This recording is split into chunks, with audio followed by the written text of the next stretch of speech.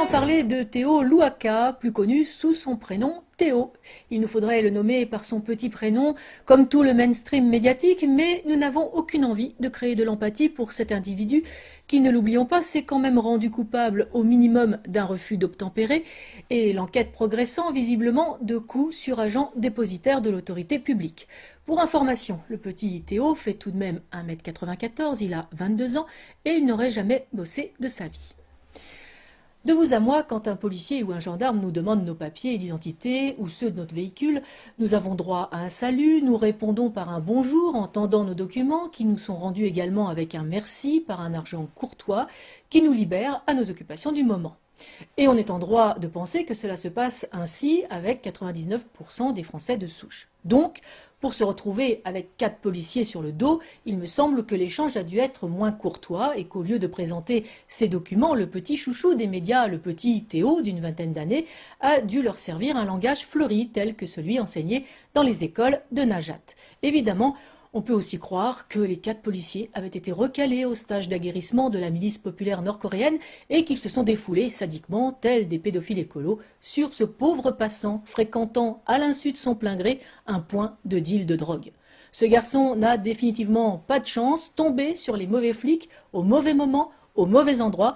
Il a de plus droit à la visite du plus grand loser de la 5e, Monsieur Bricolage, le même qui ne s'était pas déplacé au chevet des policiers, brûlés vifs ou lynchés, le même qui n'assiste pas à la levée des corps des militaires tombés pour la France dans les guerres qu'il a déclarées.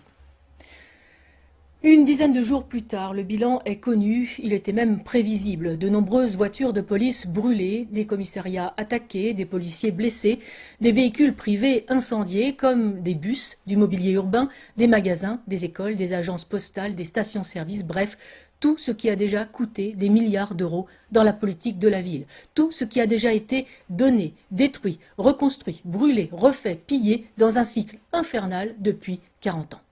Au passage, on notera que jamais les CAF et tout ce qui sert de distributeur de billets à ces chances pour la France, comme disait Bernard Stasi, ne sont ni brûlés ni attaqués et qu'elles ouvrent toujours sans problème les lendemains d'émeutes.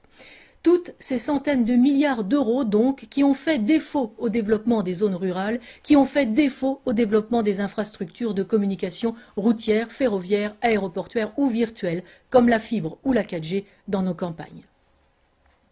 Les émeutes qui se propagent comme celle de 2005 ne témoignent ni d'un mal-être social, ni d'un échec économique, mais de la ruine du vivre ensemble, du multiculturalisme, du métissage. Les émeutiers balancent des cocktails Molotov au cri d'Allahu Akbar. La France qu'ils veulent niquer, c'est celle qui leur a tout donné, sans aucune contrepartie, ni même d'effort d'intégration.